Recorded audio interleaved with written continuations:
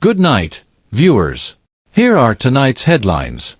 Guyana's economy continues its upward trajectory, recording an impressive 49.7% GDP growth in the first half of 2024.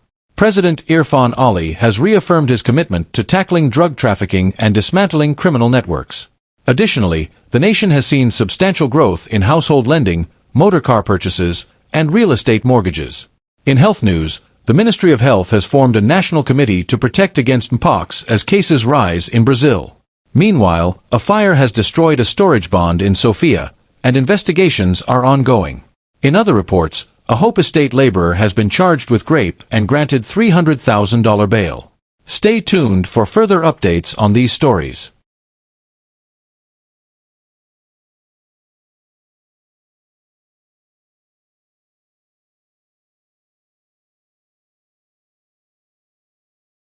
Fire destroys storage bond in Sophia. Investigation underway. A fire of unknown origin destroyed a storage bond located in a field, Sophia, on Thursday afternoon, leaving the structure completely gutted despite the swift response from the Guyana Fire Service, GFS. The fire, which started at approximately 14:30 hours, quickly engulfed the bond, which was reportedly used to store wood, spare parts, and other materials. According to eyewitnesses, thick black smoke could be seen billowing into the sky as residents gathered in the community. The owner of the bond, whose name remains unknown, was not present at the time of the fire. Bahia Fraser, a neighbor, recounted how rapidly the fire spread. "I saw the fire start from the neighbor's side, and the wind just carried it. It all happened so fast," said Fraser, who recently moved to the area. She added that a motorcycle belonging to a relative was also destroyed in the blaze. Fraser further noted that no one lived at the bond, and there were no signs of vagrants in the vicinity. "Nobody lights fires around here," she assured. The GFS has launched an investigation into the cause of the fire. As of press time, no official statement has been issued on the incident. President Irfaan Ali vows to tackle drug trafficking, break criminal networks. President Dr. Irfaan Ali has made a firm declaration that Guyana will not be used as a conduit for criminal activities, including drug smuggling, as the government intensifies efforts to dismantle drug trafficking networks within the country. Responding to the recent seizure of 4.4 tons of cocaine in Region 1, President Ali reaffirmed his administration's commitment to eradicating the drug trade, with the support of international partners.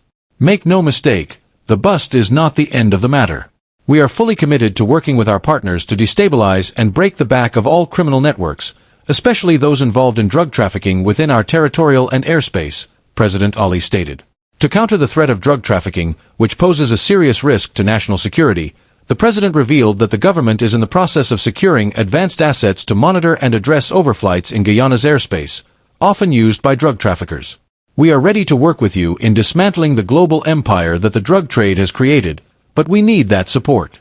Every stakeholder, not just the U.S., Guyana, and the region, but all of us, share a joint responsibility," President Ali told international partners. The recent drug seizure, which was led by the Customs Anti-Narcotics Unit, CANU, with the support of the Guyana Defense Force, GDF, and the U.S. Drug Enforcement Agency, DEA, underscores the government's determination to combat narco-trafficking. President Ali stressed that this operation is just the beginning. "This operation is a clear demonstration of our resolve to combat narco-trafficking and to protect our nation from being used as a transshipment point for the movement of illicit substances," he added. The president issued a stern warning to those involved in drug trafficking, stating that anyone attempting to use Guyana as a drug transshipment hub will face the full force of the law. Guyana has historically been exploited as a transshipment point for drug traffickers operating between South America, the U.S., and Europe. Hope Estate laborer charged with grape, granted $300,000 bail. Parmeshvar Jacobs, a 20-year-old laborer from Hope Estate, East Coast Demerara, was charged with grape on Friday and granted bail in the sum of $300,000. Jacobs, also known as Andy or Akeem, appeared before Senior Magistrate Sunil Scarce at the Vigilance Magistrates Court, where the charge was formally read to him. The alleged offense is reported to have occurred between February 1, 2023, and February 28, 2023, at Hope Estate, East Coast Demerara. Jacobs, represented by attorney Bernard da Silva, denied the allegation. In addition to the bail, the court imposed conditions requiring Jacobs to lodge his passport and report to the Cove and John police station on the last Friday of every month. The case has been adjourned to October 15, 2024, for the presentation of statements. Guyana's economy records 49.7% GDP growth in first half of 2024. Guyana's economy experienced unprecedented growth in the first half of 2024, with the country's gross domestic product, GDP, increasing by an estimated 49.7%, according to the Ministry of Finance's mid-year report. This robust growth was driven by significant advancements in the oil and gas sector, which saw increased production and earnings. The report highlights that between January and June, the oil and gas industry grew by an impressive 67.1%, with total crude oil production reaching 113.5 million barrels, compared to 68.7 million barrels in the same period of 2023. By June, daily oil production had surged to 624,000 barrels, reflecting the sector's rapid expansion. Beyond oil and gas, the non-oil sectors also performed well, contributing to overall economic growth. The non-oil sector saw a 12.6% increase in the first half of the year.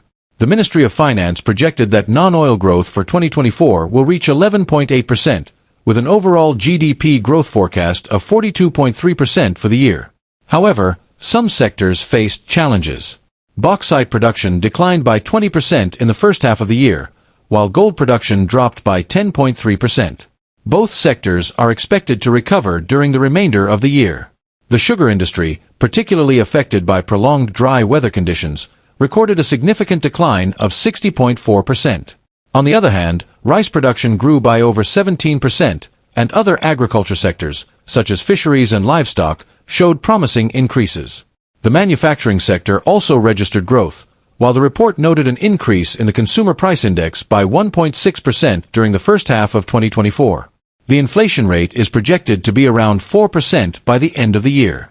Government expenditure surged by over 30% in the first 6 months of 2024, reflecting increased investment across various sectors aimed at fostering economic resilience and long-term growth. Guyana sees substantial growth in household lending, motor car purchases, and real estate mortgages. The Ministry of Finance's mid-year report has revealed significant growth in household lending, fueled by rising employment and expanding economic opportunities. The report shows an 11.6% increase in lending for motor vehicle purchases during the first half of 2024, leading to the registration of 9,420 new vehicles, a notable 41.9% rise compared to the same period last year. This surge in motor car lending reflects the growing demand for personal transportation among Guyanese households. A chart from the report illustrates a steady increase in motor vehicle lending in recent years, with a sharp rise in 2023. The ministry attributes this expansion to improved financial access, supported by positive economic conditions. In addition to motor vehicle lending, the report highlights a 7.3% growth in real estate mortgages for private homes during the first half of 2024. This rise is credited to government initiatives focused on house lot allocations and policies aimed at promoting affordable home ownership. The report's data indicates a steady climb in both house lot allocations and mortgage lending, underscoring the continued strength of Guyana's real estate market. The Ministry of Finance noted that the increase in both motor vehicle ownership and home mortgages is a positive sign for the country's economy. Household lending is expected to maintain its upward trajectory as more employment opportunities arise and economic growth continues. Guyana's expanding economy, largely driven by the oil and gas sector, is benefiting households through increased financial stability and access to home ownership. The government remains committed to ensuring that the nation's economic growth translates into tangible improvements in the lives of its citizens. As government policies continue to promote financial stability, both the automotive and real estate sectors are expected to maintain their momentum in the latter half of 2024, contributing further to Guyana's overall economic growth. Ministry of Health forms National Committee to protect against Mpox amid rising cases in Brazil. In response to new cases of Mpox, monkeypox, detected in neighboring Brazil, the Ministry of Health has established a national committee to safeguard the Guyanese population from the infectious virus. The committee, composed of several infectious disease specialists, has placed all medical doctors and health staff on high alert to ensure rapid detection and response. Minister of Health, Dr. Frank Anthony, confirmed the initiative during a press briefing on Tuesday, emphasizing the government's commitment to preventing an outbreak in Guyana. He recalled that during the previous outbreak, the country successfully isolated and treated its 2 confirmed Mpox cases. We have also been able to publish guidelines for our physicians on diagnosing Mpox and recognizing the key signs and symptoms, Dr. Anthony stated. To bolster preparedness, over 270 doctors participated in a refresher training session last week on diagnosing Mpox and differentiating it from other skin lesions. These lesions, caused by injury, infection, or disease, are a critical indicator in Mpox cases. The Ministry of Health has also enhanced its surveillance systems, particularly at ports of entry, including airports and seaports, to monitor potential cases. The national team meets regularly to assess global trends and any potential threat these cases pose, ensuring we are in a state of readiness, Dr. Anthony added. Furthermore, the ministry has secured Mpox vaccines and outlined criteria for identifying individuals at higher risk, ensuring those most vulnerable are vaccinated.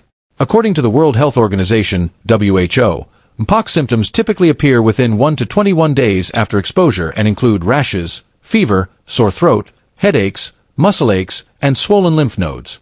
Update on dengue outbreak. In addition to addressing Mpox preparedness, Minister Anthony provided an update on Guyana's ongoing dengue outbreak. The ministry has conducted approximately 32,000 dengue tests so far this year, with 8,000 returning positive results. The severity of illness is closely linked to the number of times an individual has been infected. A team of epidemiologists is actively tracking dengue cases across the country, and efforts to reduce the mosquito population are ongoing. The ministry is increasing fogging exercises to combat mosquito breeding and plans to equip every community, through their neighborhood democratic councils, NDCs, or municipalities, with fogging machines to assist in the national effort.